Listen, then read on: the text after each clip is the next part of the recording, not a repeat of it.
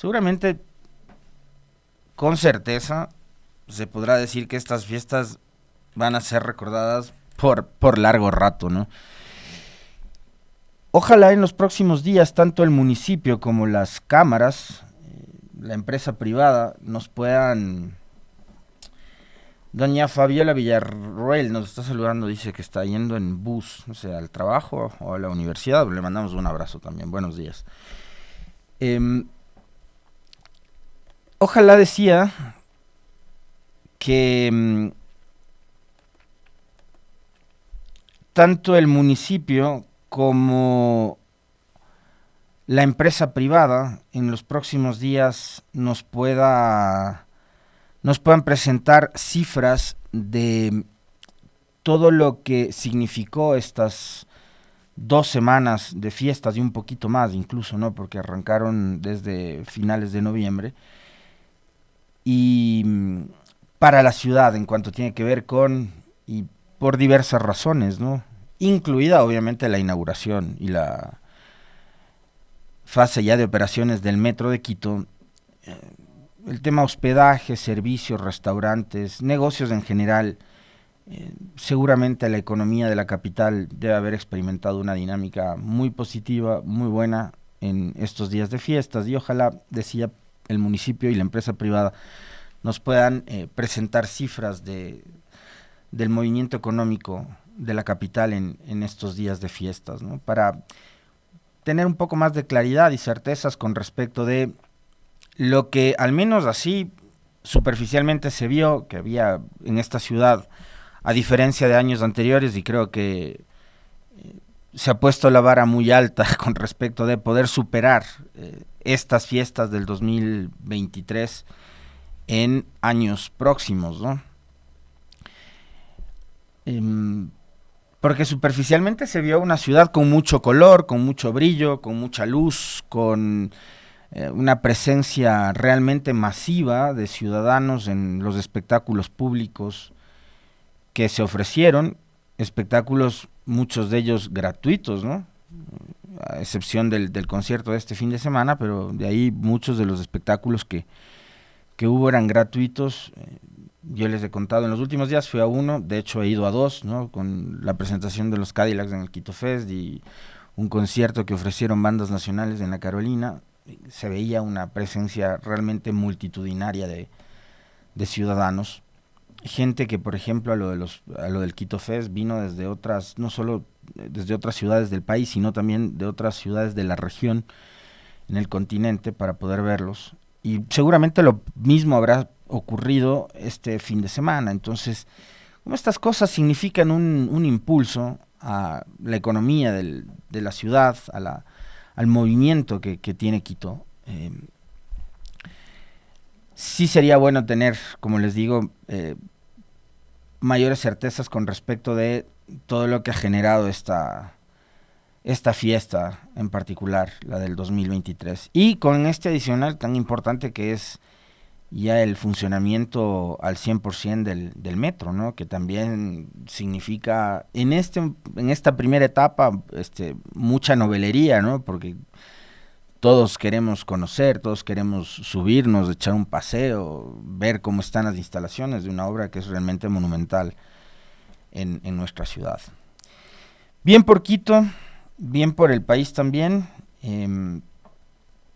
y, y bien porque esto, como les digo, lo que hace esto de poner la vara más alta, em, lo que hace es, ojalá que desde ahorita mismo estén ya las autoridades y todos quienes se encargan de la organización de las fiestas pensando en lo que se vendrá en el próximo diciembre. Y no estoy diciendo que queremos vivir solamente de fiestas, ¿no? Porque la ciudad tiene un montón más de problemas, de vicisitudes, de líos que hay que resolver, que también son importantes y que eso será parte del día a día, por supuesto, pero creo que el momento de distracción, este tema de la fiesta, levanta en algo la autoestima de los ciudadanos que ha estado muy golpeada durante los últimos años no solo en Quito, sino en todo el país.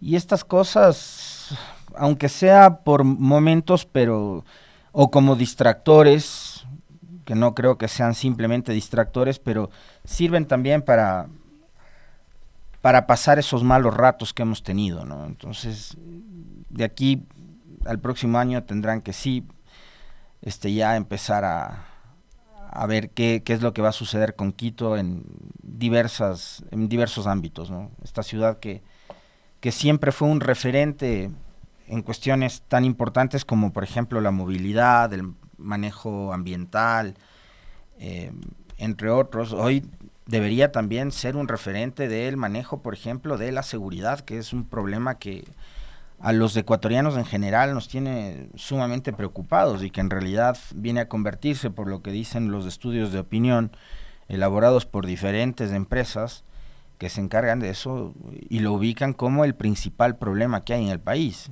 Después sí, la situación económica, la crisis económica, social, etcétera, pero primero la seguridad. Entonces, ojalá también en algún momento Quito, como lo fue con el asunto de la movilidad, hoy que tiene nuevamente un metro, como lo hizo antes con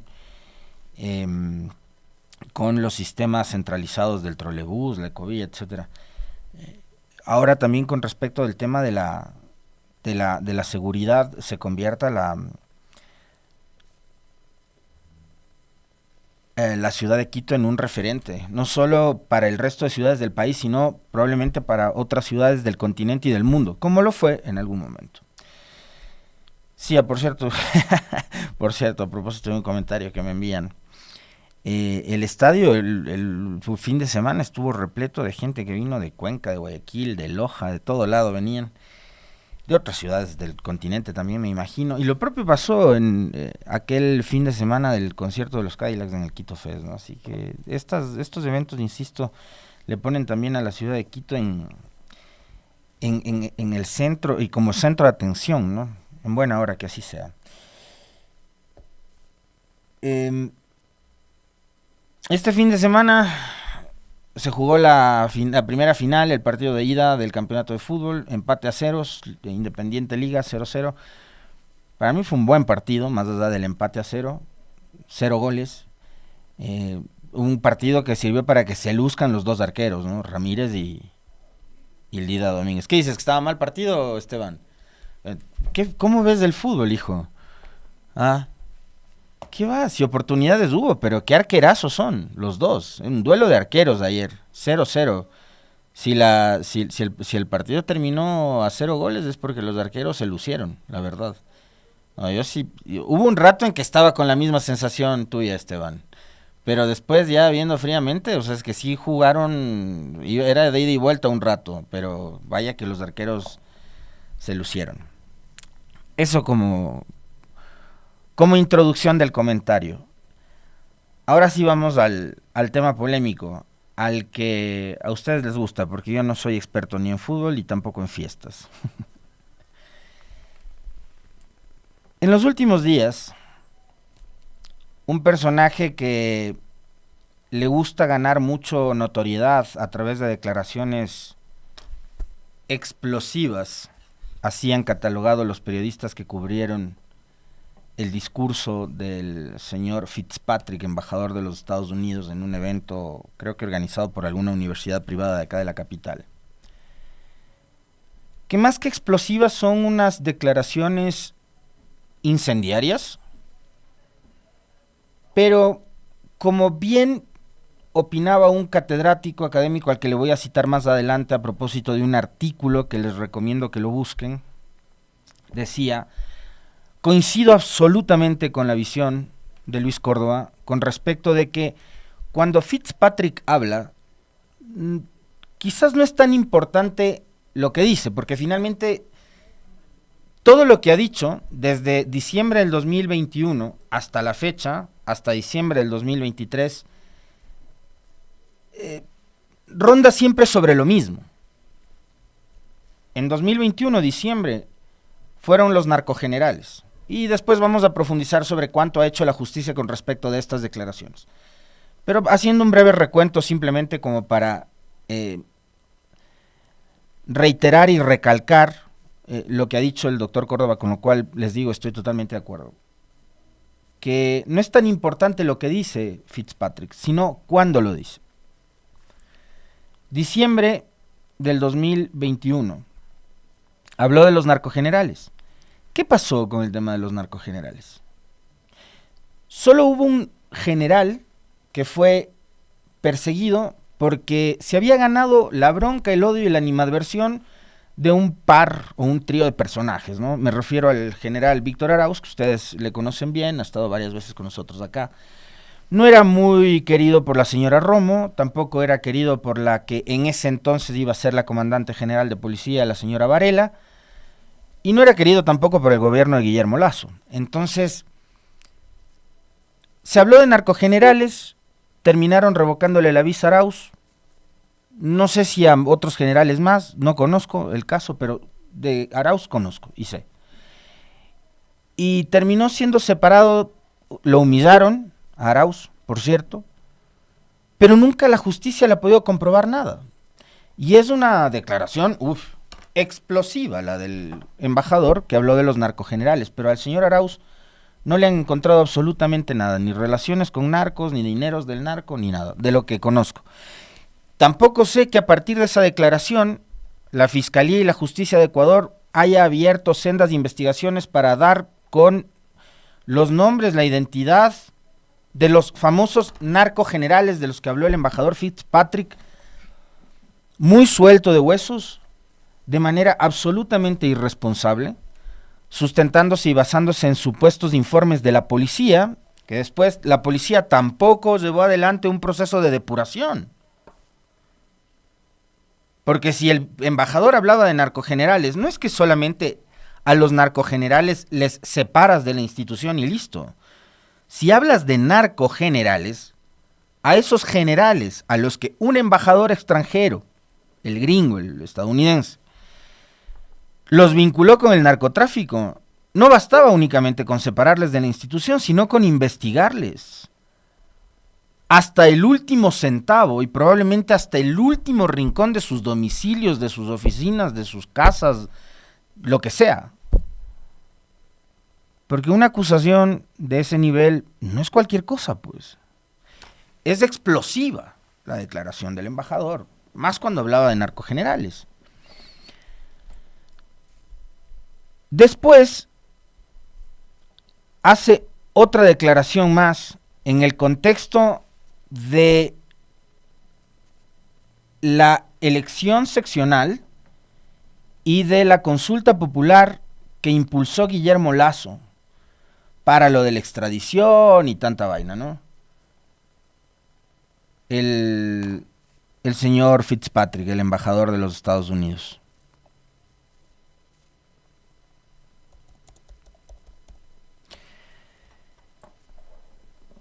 En la que dijo que en este país hay narcojueces y narcofiscales y ya metió al tema de la función judicial. Bueno, tanto en el tema de los narcogenerales como en el tema de los narcojueces, díganme ustedes qué ha pasado en este país. Y en cuanto tiene que ver con los operadores de justicia, a mí sí me genera, como pasa también en el asunto de la policía. Yo ahí me encuentro en un dilema, porque si bien puede ser cierto que haya policías, jueces o fiscales que operan a favor de los narcos, que dictan fallos a favor de los narcos, que dejan en libertad a narcos, como este albanés que soltaron en medio del gobierno de Guillermo Lasso y que ahora lo encontraron por Turquía, y a otros tantos. ¿No será porque el narco no únicamente es que compra conciencias? Y esto es grave, esto es muy grave, porque acá en este país, ojo, han matado a plena luz del día, han asesinado policías, pero también han asesinado a fiscales. De manera sangrienta, fiscales a los que han asesinado ya sea en las puertas de las oficinas o cuando están tratando de regresar a sus casas y los interceptan y los acribillan a tiros. ¿Por qué? Y ahí el dilema que les quería plantear. ¿No será que el Estado no está haciendo absolutamente nada para protegerlos? O sea, me queda clarísimo que no hacen nada. que tanto los jueces como los fiscales tienen que velar por su vida, por la seguridad suya y de sus familias, solos, porque el Estado no se encarga de darles seguridad. Porque debe haber casos de jueces y de fiscales que por la gravedad de los temas que están tratando, por la gravedad de los casos que están abordando, deben tener un perfil de riesgo súper alto y que deberían contar con resguardo policial o con seguridad brindada, facilitada y financiada y pagada por el propio Estado. Pero el problema es que a los jueces, a los fiscales les dejan a la buena de Dios y que ni los policías mismos están a salvo en este país, porque también hemos visto cómo han asesinado a miles de personas y ciudadanos inocentes. También han asesinado policías en este país. Y de eso somos súper conscientes. Y obviamente sabemos, conocemos que el trabajo que hace la policía, el trabajo que tiene en sus manos la función judicial, no es un trabajo fácil. Sentenciar a un narcotraficante, que lo único que tiene que hacer es dar una orden para que vayan y te acribillen a tiros a ti, a tu familia, al perro y a la abuelita, y si la abuelita está muerta le desentierran y le vuelven a matar, no debe ser fácil, pues. Pero la pregunta es, ¿cuánto hace el Estado o qué hace el Estado para garantizar la seguridad tanto de los operadores de justicia como de la Policía Nacional? Hoy tengo un dilema súper fuerte. Pero, volviendo nuevamente al timing, es esa declaración, la de los narcojueces, donde habló también explosivamente el embajador Fitzpatrick, se dio en el contexto de la consulta popular que estaba impulsando Guillermo Lasso y de las elecciones seccionales, en donde el propio gobierno envió a su ministro del Interior de entonces, al señor Juan Zapata, a la fiscalía con una carpeta llena de memes, a denunciar a supuestos candidatos que según ellos tenían financiamiento del narcotráfico. Entonces ya se van dando cuenta ustedes cómo no es tan importante lo que dice el señor Fitzpatrick, sino en qué momento y cuándo lo dice. La primera declaración, la de los narcogenerales, la dio cuando había una reestructuración en marcha en la Policía Nacional y la señora Varela tenía que ascender a algunos coroneles, que muchos de ellos seguramente habrán tenido simpatías políticas muy importantes y seguramente habrán sido muy influyentes. Y había que sacar a gente que probablemente a la señora Varela y a la señora Romo les resultaba incómoda, como por ejemplo Arauz. Fitzpatrick habló de narcogenerales y solo se fue a Arauz, y se fue humillado además. Ustedes conocen muy bien esa historia porque aquí en este espacio le habrán escuchado en varias ocasiones a Arauz. Entonces, primero ese momento, después del otro, político, el de la consulta popular y el de las elecciones seccionales, en donde, les reitero, trataron incluso de interferir con una supuesta denuncia que habrá que preguntarse también cuánto avanzó la fiscalía. Desde enero y febrero hasta acá, ya ha pasado, desde enero hasta acá han pasado 12 meses, ¿y cuánto avanzó la fiscalía en la investigación después de que Juan Zapata, ministro del Interior de la época, fue con una carpeta llena de memes a presentar la denuncia en fiscalía? ¿Cuánto avanzó en las investigaciones de la fiscalía sobre este caso? En donde trataba el gobierno de interferir también, como lo hacía el propio embajador con sus declaraciones, interferir con esta denuncia en el proceso electoral de aquella época. Era el proceso electoral de las seccionales, íbamos a elegir alcaldías, prefecturas, juntas parroquiales, concejalías. Y el gobierno de la época, el gobierno de Lasso, acusaba de que había candidatos que tenían relación y que recibían financiamiento del narcotráfico. Sus pruebas eran memes impresos que el señor Zapata seriamente llevó en una carpeta a la fiscalía. Bueno, ¿cuánto avanzó en esa investigación la fiscalía? No sabemos. ¿Cuánto avanzó en la investigación de los narcogenerales? 0. Y lo último es esta declaración que ha brindado, me parece que entre jueves y viernes de la semana pasada, el señor Michael Fitzpatrick, embajador de los Estados Unidos acá en el país. Pero los corruptos no solamente mueven fichas en el sector público, no. Están lavando su plata, por supuesto, en los bienes reales, en cuentas bancarias, en empresas ficticias de exportes. Sus testaferros ahora están metidos en hasta la pasión nacional, el fútbol, usando algunos equipos para lavar su cara y su plata. Caray. Y ya hemos visto el desplomo de algunos de los medios sociales que fingían ser observadores responsables, cuando ahora están vistos como extorsionistas y pagados por nefastos para desviar investigaciones criminales, confundir al público nacional y continuar viviendo bien con la plata robada de los ecuatorianos. Caray. Bien. Esta es la última declaración del embajador Fitzpatrick. Y por cierto, le envío un abrazo al doctor Francisco Herrera. Sí creo que vale la pena también recordar aquello. Lo de los famosos narcogenerales, finalmente, lo que terminó revelando es el caso León de Troya, ¿no? Que es el que acabó con el gobierno de Lasso, con la reputación del gobierno de Lasso, con la reputación del cuñado del señor Lasso, y donde se conoció además que hubo generales, ahí sí generales, que intervinieron para bloquear la investigación y para archivar la investigación. Y sobre eso, ¿qué ha dicho Fitzpatrick? Sobre el caso León de Troya, sobre el señor Danilo Carrera, con quien además Fitzpatrick ha aparecido en eventos sociales de frac, en fotografías, muy a gusto, casi que abrazados. ¿Qué ha dicho Fitzpatrick, el embajador de los Estados Unidos, con respecto de Danilo Carrera, su relación con Rubén Cherres, la relación de además con la mafia albanesa, y de todos estos personajes alrededor de Guillermo Lasso y del gobierno anterior? ¿Cuánto ha dicho Fitzpatrick con respecto de eso que les acabo de señalar? No ha dicho nada, ni se ha referido en lo absoluto.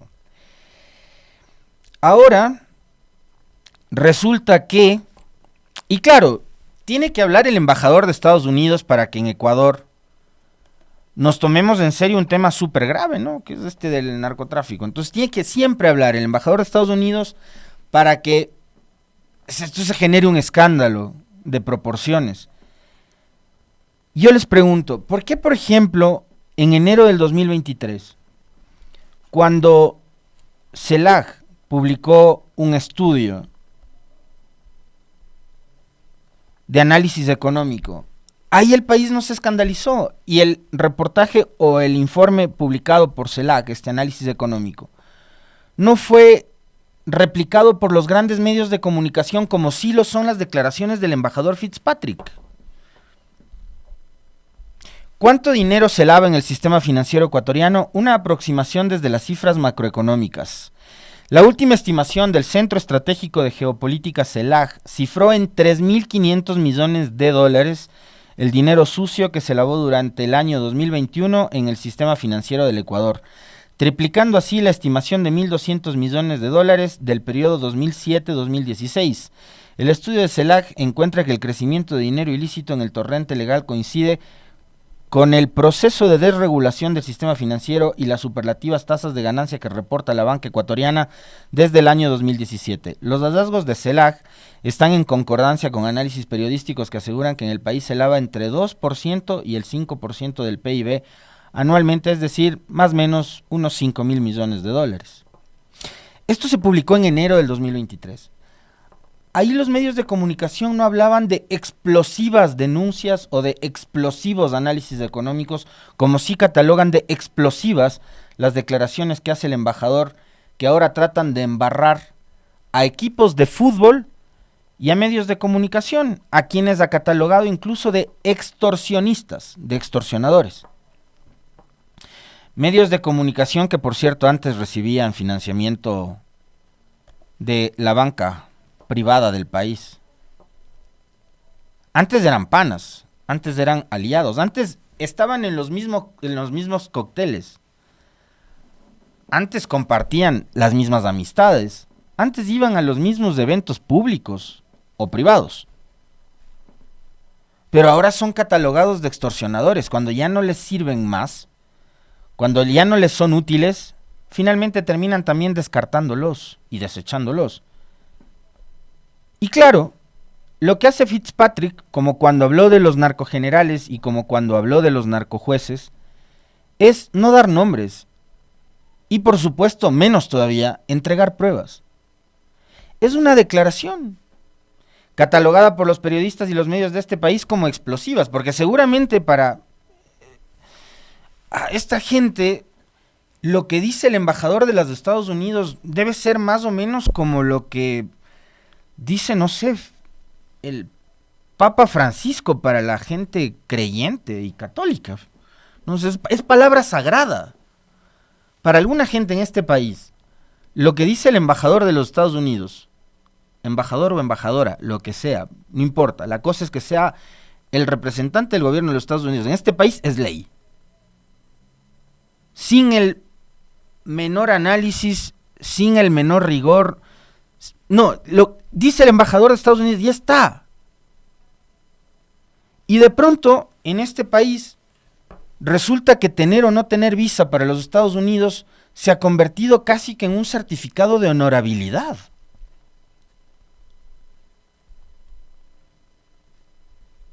Que los Estados Unidos te quiten o no te quiten la visa depende tu grado de honorabilidad, de honestidad. Bueno, habrá que recordarles que en los Estados Unidos, por ejemplo, viven muy cómodamente los hermanos de Isaías, ¿no? Por ejemplo. Y ahora sí quiero citarles parte del artículo del doctor Luis Córdoba, que lo ha titulado Un lanzafuego en la Embajada de los Estados Unidos. Es que es lo que es. Yo coincido además desde el título que ha utilizado el doctor para su artículo. Y él justamente se refiere a eso de entrada, desde el título, a la irresponsabilidad con la que un representante diplomático en el país, por muy importante que se crea o por muy importante que le crean acá al embajador de los Estados Unidos, se ha convertido en un lanzafuego. Y cada declaración explosiva es una declaración irresponsable, si es que no viene acompañada, obviamente, de las pruebas que se le debería exigir como país ante tales declaraciones. Primero, narcogenerales en la policía, después narcojueces en la justicia, y ahora narcoequipos de fútbol y narcomedios de comunicación. Diga los nombres y presente las pruebas, embajador. Claro, también el doctor Córdoba coincide con el hecho de que la visa americana se ha convertido en un indicador de honorabilidad ciudadana. Es tan perturbador para una democracia menguante como ver al líder de los choneros escoltado por un oficial de policía mientras anuncia una paz mafiosa desde la cárcel. Cuando los actores externos al sistema político logran más influencia que los internos, es el sistema el que experimenta una profunda recesión democrática. Totalmente de acuerdo. Por eso yo les mencionaba el artículo de CELAC publicado en enero del 2023. Ahí nadie se escandalizó. Nos gobernaba además un banquero, pero nadie se escandalizó. Entonces ahora viene y dice el embajador de los Estados Unidos, entonces esto sí hay que tomarlo como palabra santa, ¿no? Entonces sí debe ser cierto que los equipos de fútbol reciben plata del narcotráfico, sí, de ley. Si lo dijo el embajador, sí, así ha de ser, claro. El doctor Córdoba además nos plantea una serie de interrogantes con respecto de la preocupación que tiene el embajador sobre la supuesta corrupción y la irrupción del narcotráfico en el sistema democrático, político y económico del Ecuador. Pero, ¿qué ha dicho el embajador Fitzpatrick sobre la trama de sobornos en la que está implicado el expresidente del Comité de Relaciones Exteriores del Senado, Bob Menéndez, acusado de recibir coimas a cambio de favorecer intereses de ciertos países? ¿Acaso no fue Bob Menéndez, con este oscuro personaje, que el presidente Lasso acordó una serie de compromisos gracias a la gestión del embajador Fitzpatrick y la embajadora Yvonne Baki? ¿Acaso no fue Bob Menéndez el mentalizador de la ley de asociación Ecuador-Estados Unidos que ya está implementándose? ¿Podría el embajador Fitzpatrick hablar tan suelto de huesos sobre la democracia y el buen gobierno si los ecuatorianos supieran que solo en el año 2022 el gobierno de los Estados Unidos vendió armas al 57% de los regímenes autoritarios del mundo? Mientras el embajador Fitzpatrick critica a los corruptos en Ecuador, el gobierno al que representa, el del presidente Biden, apoya a los corruptos en Israel. Acosado por graves acusaciones, el primer ministro israelí Benjamín Netanyahu impulsó una reforma judicial para evadir la justicia y seguir en el poder. Ni qué hablar sobre los compromisos de los Estados Unidos con la paz y la seguridad mundial. El 7 de diciembre, el embajador Fitzpatrick, que deseaba que la paz sea una realidad cotidiana para el Ecuador, el mismo día de las declaraciones estas, era el mismo día, un día antes de que los Estados Unidos vetaran una resolución del Consejo de Seguridad que pedía un alto al fuego humanitario inmediato en Gaza. Al parecer, la paz que gusta al gobierno de los Estados Unidos es la de los cementerios. Así concluye su artículo Luis Córdoba y nos plantea una serie de interrogantes con respecto de casos de corrupción en donde están involucrados senadores de los Estados Unidos. Nos plantea cómo los Estados Unidos vende armas a regímenes autoritarios, a los que además, después de venderles las armas, van a venderle la democracia, ¿no? Pero sobre eso no le hemos escuchado a Fitzpatrick. Pero eso es sería una locura que la señora Yvonne Backi en los medios de comunicación de los Estados Unidos se meta en temas internos de los Estados Unidos. Eso sería terrible, que es lo mismo que está haciendo Fitzpatrick acá. Además, hablando de política interna, inmiscuyéndose en cosas que no le competen. Pero ya que se ha metido en temas de política interna, el embajador de los Estados Unidos en Ecuador, le reitero nuevamente la pregunta que le formulaba casi al inicio de este tema, en el comentario. ¿Por qué no se ha referido al caso León de Troya? ¿Y por qué no nos habla también de lo grave que es que haya supuestos narcocuñados? Caso León de Troya, Danilo Carrera, Rubén Cherres, mafia albanesa. Sobre eso, ni una palabra del embajador de los Estados Unidos. Es como raro ese silencio, o quizás también esa selectividad a la hora de denunciar de su parte. Selectividad, así, de plano.